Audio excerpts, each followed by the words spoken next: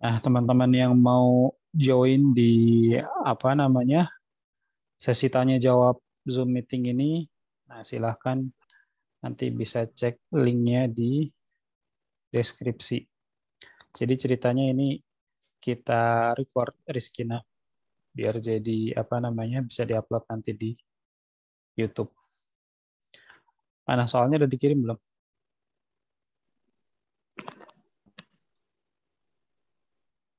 Oke.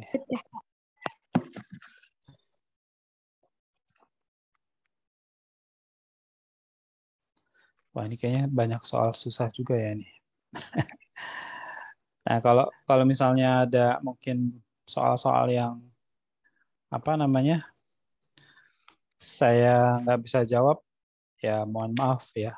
Maksudnya kadang-kala kan ada soal yang memang itu sifatnya wawasan gitu. Dan daripada saya menyesatkan, kalau saya nggak tahu, saya akan bilang nggak tahu. Tapi nanti tetap kita coba cari jawabannya kalau masih bisa. Nah, eh, kita ambil satu-satu dulu kali ya. Saya belum share screen ya. Nah,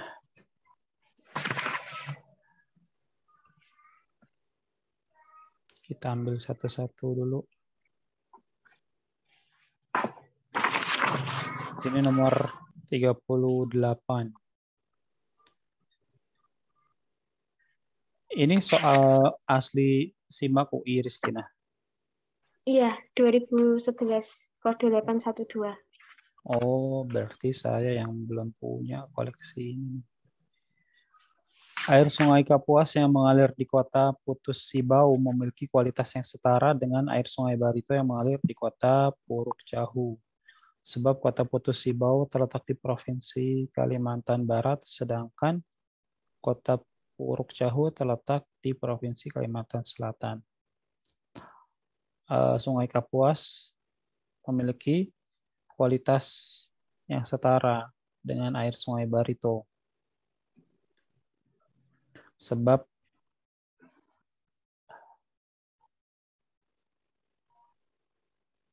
Putus Sibau itu di Kalimantan Barat, Puruk Cahu itu di Kalimantan Selatan. Nah, ini saya sendiri juga apa namanya nggak familiar ya dengan apa namanya ya kalau Sungai Kapuas pasti semua orang tahu atau paling nggak sering dengar namanya. Tapi eh, pengetahuan tentang benar nggak sih kualitasnya itu bagus atau setara dengan antara Sungai Barito dengan Sungai Kapuas ini. Nah, cuma yang bisa kita bahas adalah kalau kualitas air. Nah, kualitas air itu kan paling gampang kita lihat dari ini. Indikator kualitas air itu apa, Rizkina? Nggak tahu, Pak. Indikator kualitas air itu paling gampang adalah kelayakannya dia untuk diminum. Nah, jadi air yang dikatakan berkualitas itu berarti yang bersih. Nah, dan air yang paling aman itu singkatnya kalau kita bilang selama air itu layak diminum, berarti air itu kan aman gitu ya, atau kualitasnya bagus. Nah, karena kalau diminum aja bisa, berarti buat keperluan yang lain pun pasti bisa.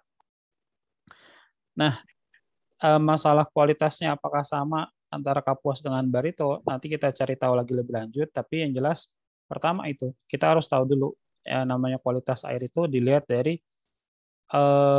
indikator-indikator tentang kelayakannya dia untuk diminum paling nggak gitu. Kemudian juga yang perlu kita tahu juga bahwa Kalimantan ini kan salah satu daerah yang curah hujannya paling tinggi di Indonesia.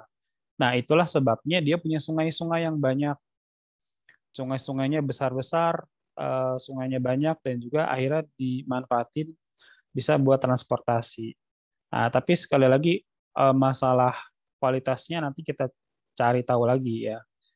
Nah, biar nggak apa namanya, biar nggak lama-lama kita skip dulu ke soal berikutnya.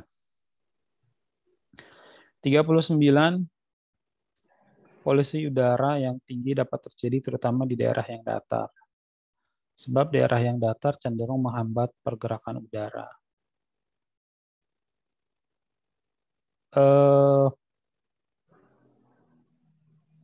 Daerah yang datar cenderung menghambat pergerakan udara. Polusi udara yang yang tinggi dapat terjadi terutama di daerah yang datar.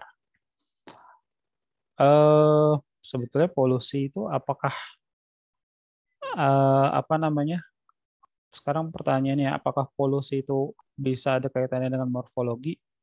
Nah, di sini kan dia ngomongin polusi udara yang tinggi dapat terjadi terutama di daerah yang datar.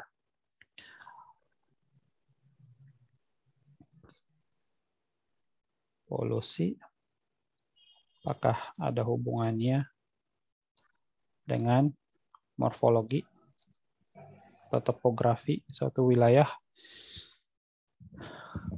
Nah, di sini dikatakan datar. Berarti ada kemungkinan di tempat yang lebih tinggi itu misalnya polusinya lebih rendah gitu. Nah, apakah ada kaitannya? Ternyata sebetulnya tidak ada kaitan secara langsung harusnya ya, tapi bisa kita cari missing link-nya. Maksudnya nggak serta-merta daerah datar terus polusi udara jadi tinggi. Enggak. Pasti ada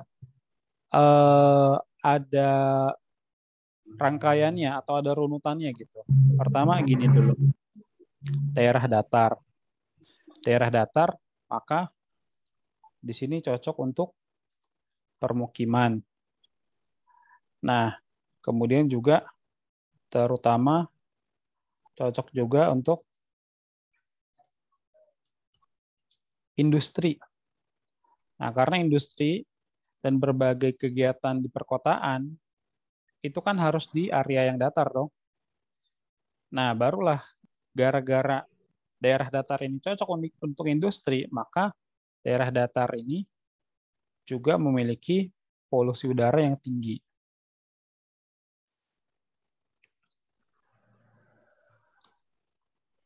Nah, maka pernyataannya benar atau salah?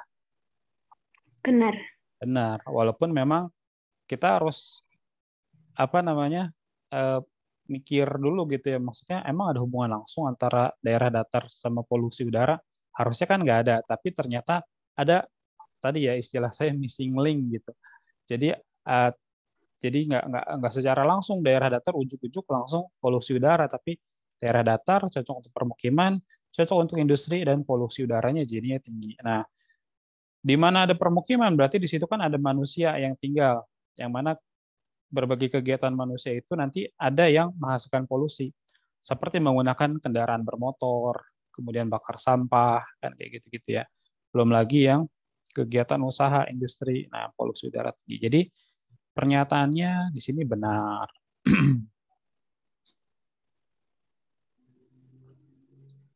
Alasannya benar atau salah? Daerah yang datar cenderung menghambat pergerakan udara.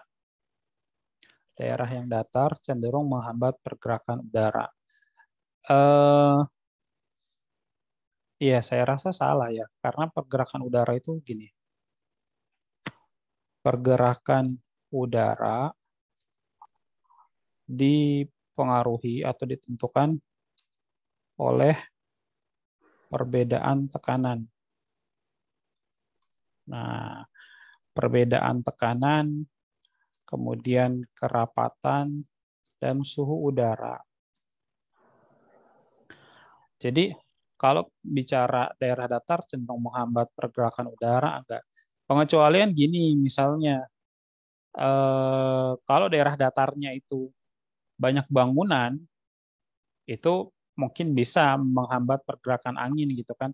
Tapi kan di sini nggak ada pernyataan yang menunjukkan eh, apa namanya kalimatnya ngomongin daerah datar gitu, bukan daerah yang banyak bangunan. Nah, jadi kalau yang kalimat bawah ini bisa kita anggap salah sih. Kalau yang atas itu kan memang dapat terjadi terutama di daerah yang datar, itu kita bisa langsung mikir oh daerah datar itu biasanya apa namanya jadi buat permukiman, jadi buat perkantoran, buat industri, jadinya polusi udaranya tinggi. Atau mungkin kalimat yang bawah juga kayak gitu kali ya. Kita maksudnya terjemahin daerah datar itu maksudnya kota yang di situ bakal ada permukiman, bakal ada perkantoran, bakal ada industri, sehingga menghambat pergerakan udara. Apa mungkin kayak gitu maksudnya?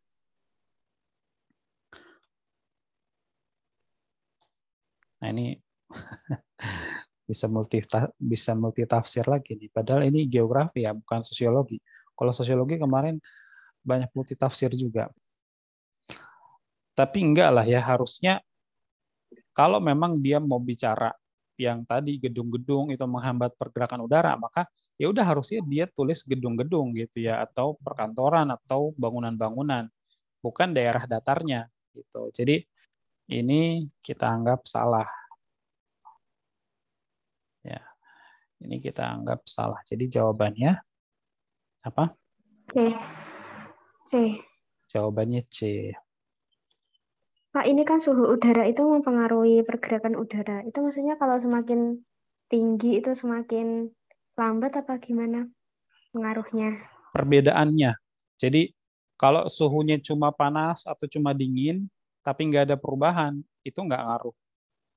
Jadi maksudnya gini, misal eh, apa namanya siang hari ini panas banget gitu ya, kemudian nanti menjelang sore atau pas malamnya nanti dingin banget. Nah itu kan terjadi perubahan suhu tuh yang lumayan ekstrim. Maka nanti di situ juga pasti akan berubah tekanannya. Nah, dari berubah tekanan udara ini jadi memicu terjadinya pergerakan angin gitu. Jadi di sini kata perbedaannya itu juga berlaku buat kerapatan dan suhu udara ya. Jadi walaupun di sini cuma saya tulis sekali, tapi maksudnya perbedaan tekanan, perbedaan kerapatan dan perbedaan suhu udara gitu.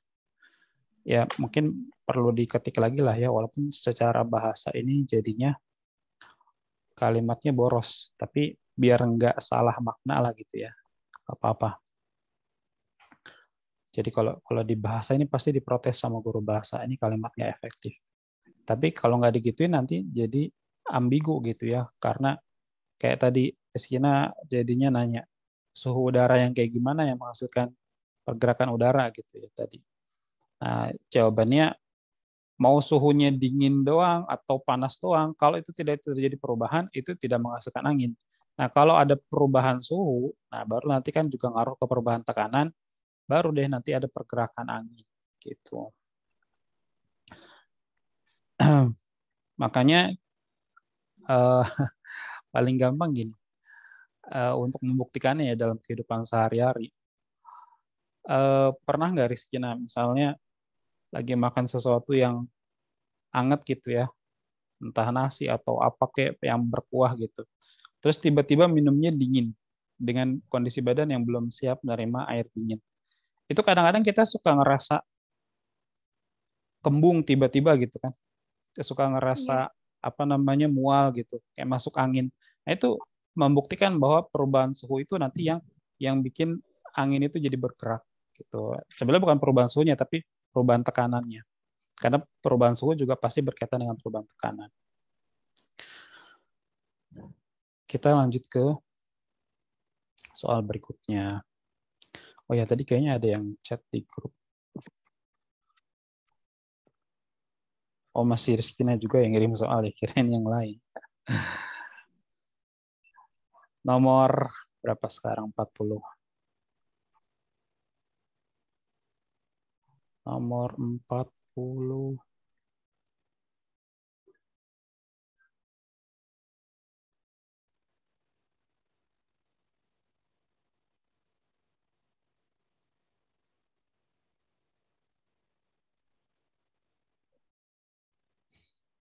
Nah, ini soal tentang apa? Ini bab apa, Rizkina?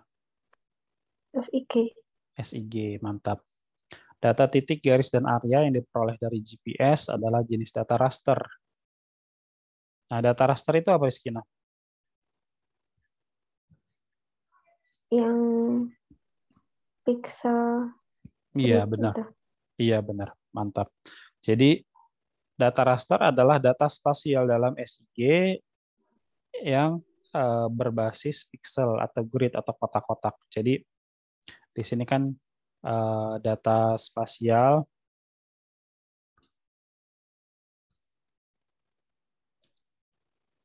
dalam SIG terbagi menjadi dua, yaitu raster yang merupakan gambar berbasis pixel atau grid atau kotak-kotak gitu ya. Seperti yang kita ketahui gambar-gambar atau file dengan ekstensi JPG, nah itu adalah gambar raster. Ya, JPG, kemudian BMP, JPG atau JPEG.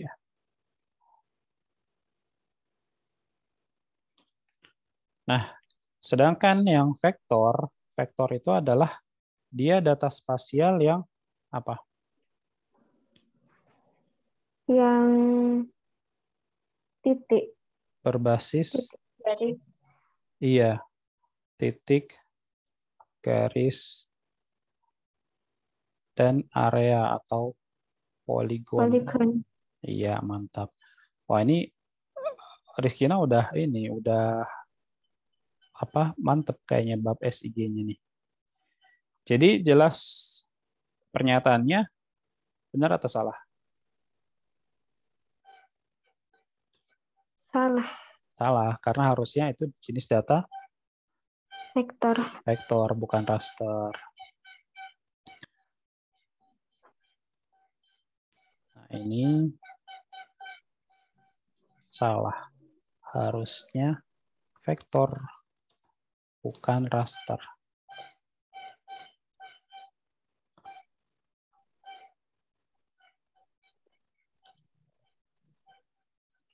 Kemudian alasannya, data dari GPS dapat diolah menjadi sumber informasi bagi pembuatan peta digital. Benar atau salah? Benar. Benar. Nah, memang dalam kegiatan pemetaan, salah satu alat survei yang penting itu adalah pastinya GPS. Jadi ini benar.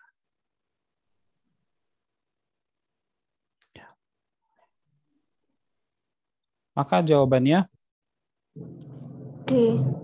Jawabannya salah benar jadinya D.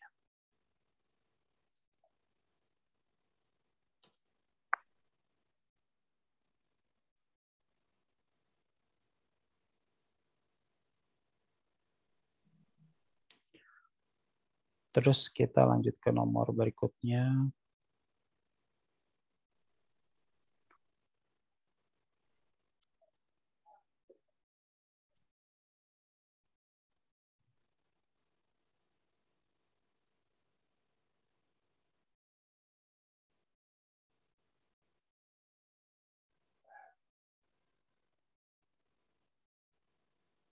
Ini sayang banget ya, banyak yang nggak bisa pagi kayaknya teman-teman ya.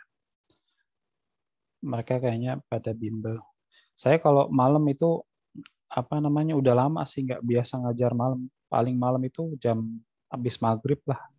Kayaknya kalau kalau sampai jam 9 masih ngajar tuh udah capek gitu ya. Pengennya istirahat. Nah, nomor 41. Penurunan permukaan tanah secara signifikan di Jakarta makin meluas dan diperparah oleh penyedotan air tanah yang tidak terkendali, serta naiknya tinggi permukaan air laut. Sebab banyaknya air yang disedot dari dalam tanah dan minimnya air yang terserap ke dalam tanah, menciptakan ruang kosong di bawah permukaan tanah. Nah, di sini pernyataannya benar atau salah? Rizkina. Benar. Benar. Benar ya. Rizkina udah pernah berapa kali main ke Jakarta? Belum pernah. Oh, belum pernah. Nah, tapi nanti Rizkina ngincernya UI kan? Iya. Nah, iya nanti bakal ke Jakarta lah insya Allah ya. Jadi di Amin. Jakarta ini lumayan parah nih isu ini. Dan kebetulan juga baru-baru ini terangkat lagi isunya. Jadi apa namanya permasalahan tentang Jakarta ini akan tenggelam. Nah, sebetulnya isunya udah lama ya. Bahkan ketika saya masih kuliah dulu, pertama kali saya dengar isu ini di tahun 2009. Nah, pada waktu itu diprediksi Jakarta akan tenggelam tahun 2000 berapa ya? 2030 kalau nggak salah waktu itu dibilangnya. Nah, kalau 2030, kalau nggak salah ya, kalau 2030 berarti kan dari sekarang aja itu udah 8 tahun lagi. Nah, tapi akhirnya menurut apa namanya para peneliti mundur lagi paling nggak nanti di 2050 gitu. Nah, katanya Jakarta tenggelam itu nanti akan sebenarnya bukan tenggelam 100% gitu ya, tapi sebagian besar atau sebagian wilayahnya itu nanti akan terendam, akan menjadi dasar laut. Nah, pantainya bukan lagi di yang sekarang Jakarta Utara, bukan lagi Ancol, bukan lagi Cilincing, bukan lagi ya pokoknya Jakarta Utara tuh udah habis semua. Nah, pantainya itu nanti diperkirakan ada di sekitar Istana. Bayangin aja di Jakarta Pusat. Jadi kalau kita lihat nih ya peta DKI Jakarta,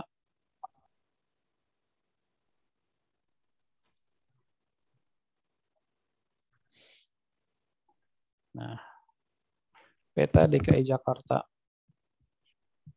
atau Google Map aja lah langsung ya.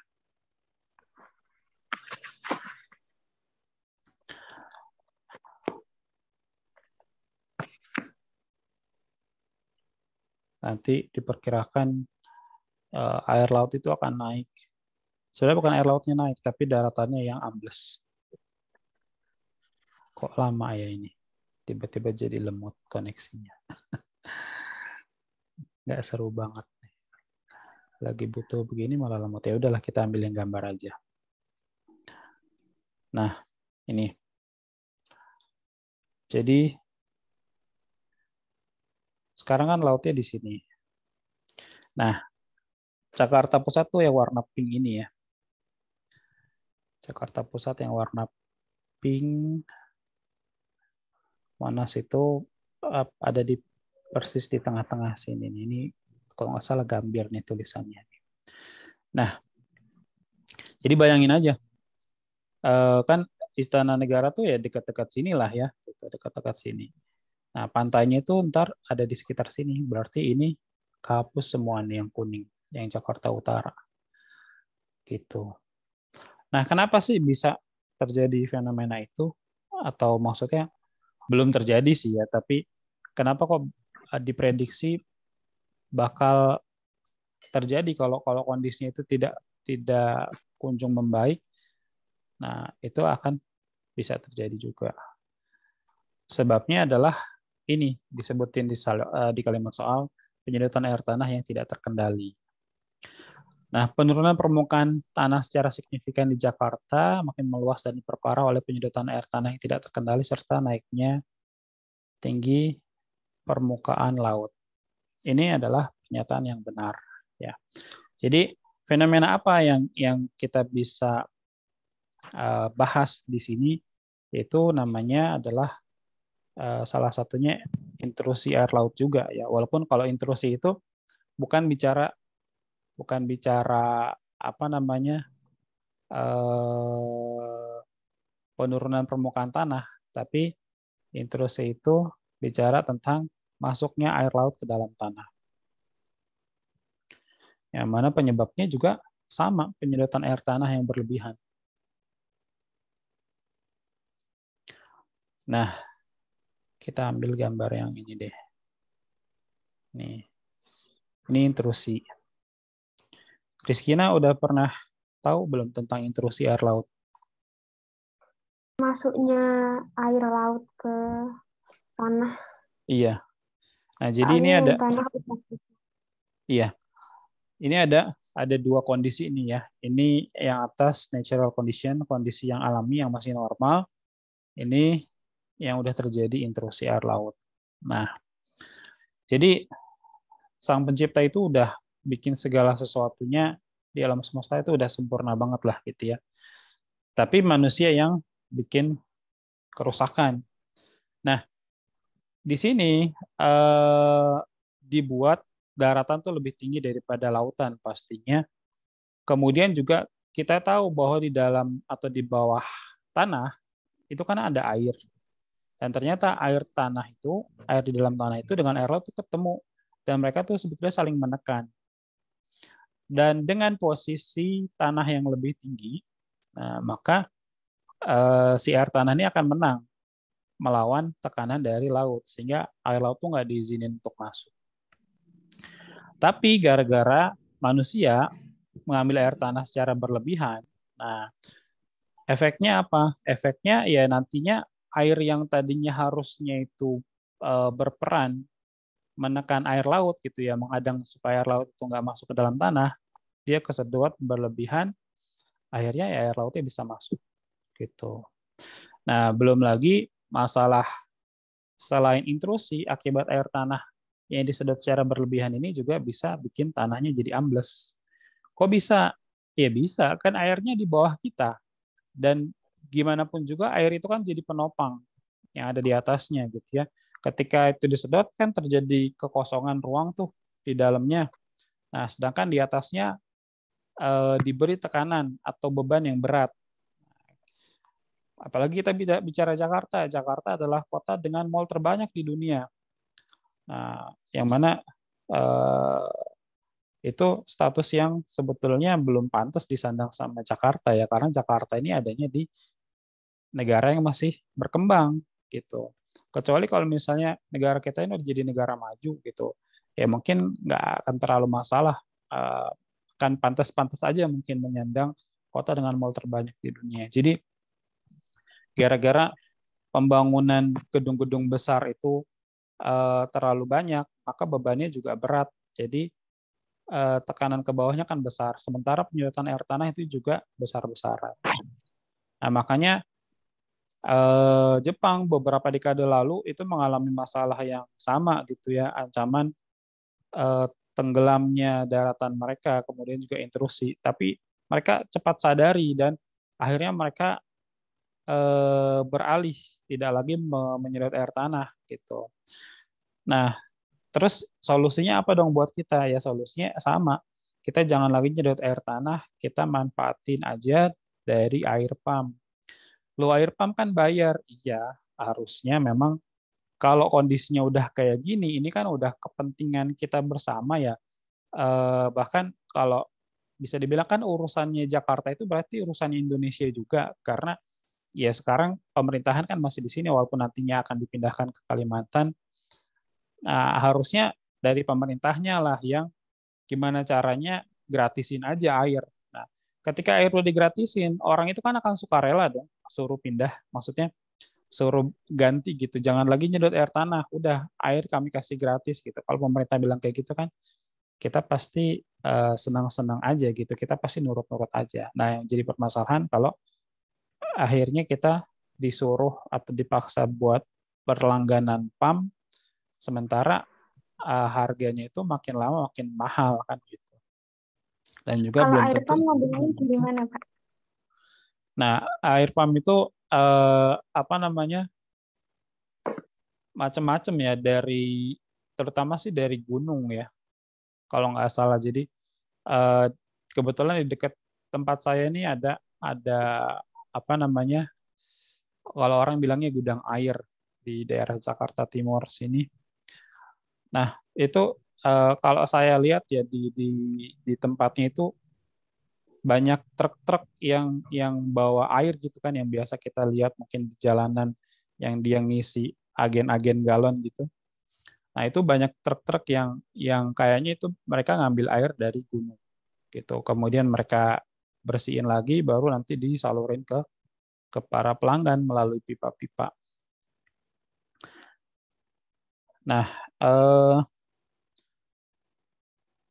seperti biasa nanti Rizkina kalau ini apa namanya putus langsung join lagi di link yang sama ya. Ya. Nah, ini udah muncul notifnya soalnya. Running out of time. Nah, jadi yang perlu kita berikan catatan di sini adalah penyedotan air tanah yang tidak terkendali itu.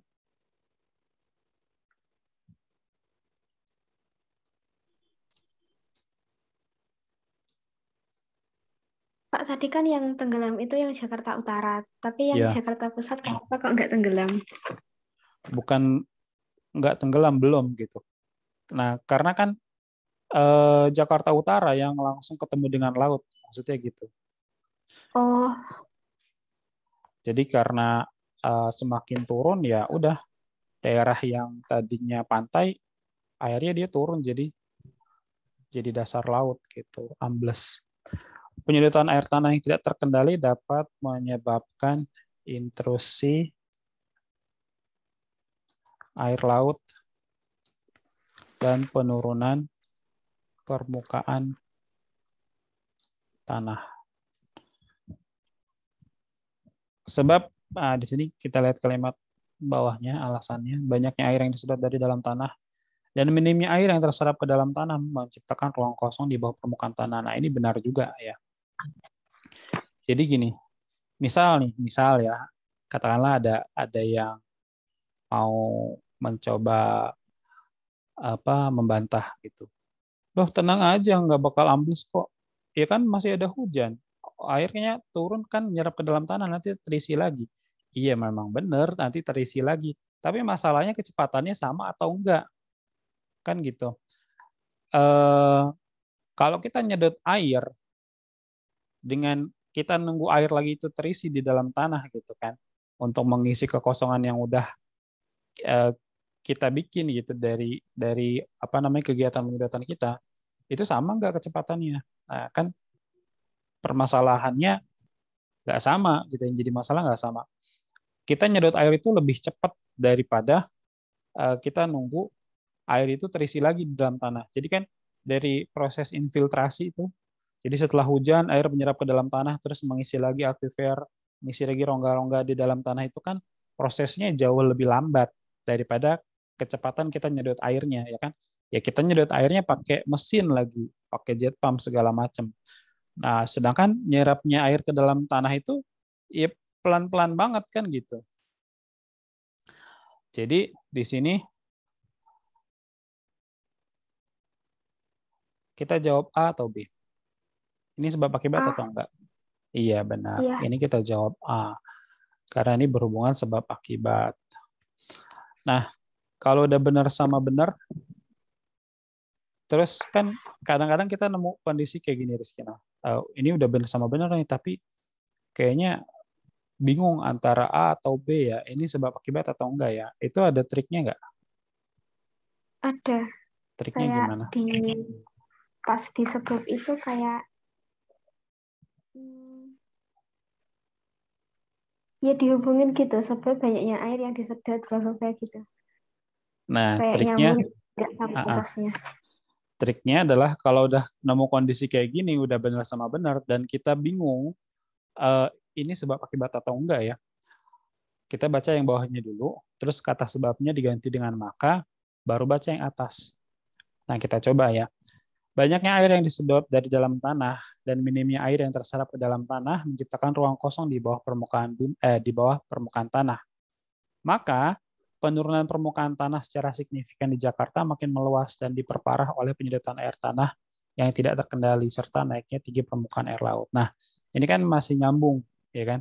Jadinya kita jawab A gitu. Jadinya ini sebab akibat. Jadi gitu triknya. Baca bawahnya dulu, kata sebabnya diganti dengan maka, baru baca yang atas. Kalau kondisinya benar sama benar. Kalau salah satu udah salah, ya udah nggak perlu, ya kan? Iya. Nomor 42 sekarang.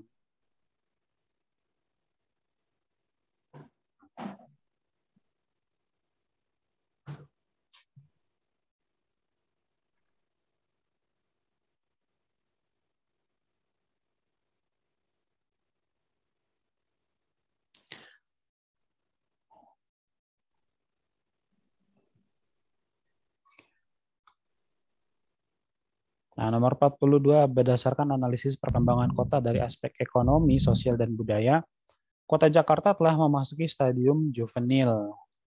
Sebab batas politis Jakarta telah melampaui batas administrasinya. Nah, yang atas stadium juvenil itu apa sih, Rizkina? Kayak udah ada kematangan industri gitu mungkin. Iya, jadi itu bicara tentang tahapan perkembangan kota gitu ya. Nah, ini saya juga agak-agak lupa yang istilahnya juvenil ini. Tahapan kota juvenil. Kok Juventus sih? Jadi tahapan perkembangan kota itu ada yang pakai istilah Eopolis, polis, metropolis, megapolis, tiranopolis, nekropolis. Nah, ada juga yang satu ini. Nah, yang ini menurut Griffith Taylor.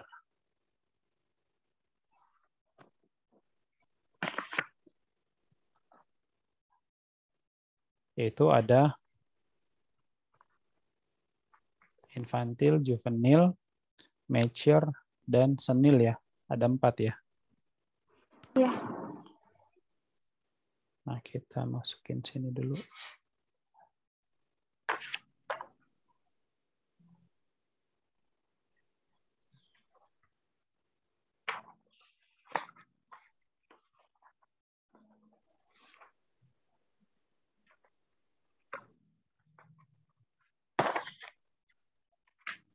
Ini nggak muat di slide ini. Taruh di slide berikutnya aja deh.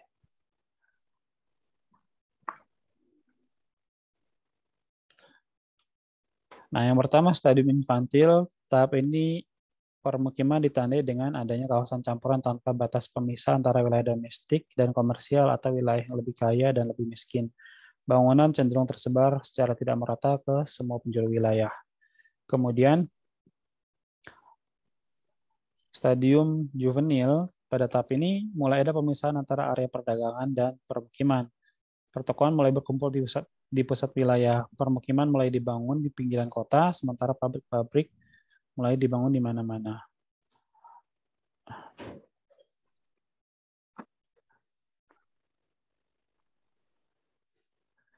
Terus yang ketiga, stadium mature, dewasa. Pada tahap ini, daerah-daerah baru bermunculan, contohnya daerah industri, perdagangan, perumahan. Daerah-daerah ini muncul sesuai dengan rencana tertentu. Ada zonasi rumah yang pasti dan pemisahan kawasan komersil dan kawasan industri. Kawasan permukiman kelas atas berlokasi di pinggiran kota, sementara permukiman penduduk kelas bawah ada di dekat pusat komersial yang baru dikembangkan. Adapun pabrik-pabrik dibangun dekat jalur kereta api. Kemudian stadium senil, pada tahap ini terjadi kemunduran kota. Nah, ini mirip dengan yang pakai istilah polis-polis ya. Pada tahap yang akhir juga itu perubahan yang regres. Jadi puncaknya itu di metropolis, kemudian megapolis. Nah, setelah itu tiranopolis itu kacau, nekropolis itu kota yang mati, kota yang ditinggalkan penduduknya. Di sini lebih tepat Jakarta itu disebut mature ya.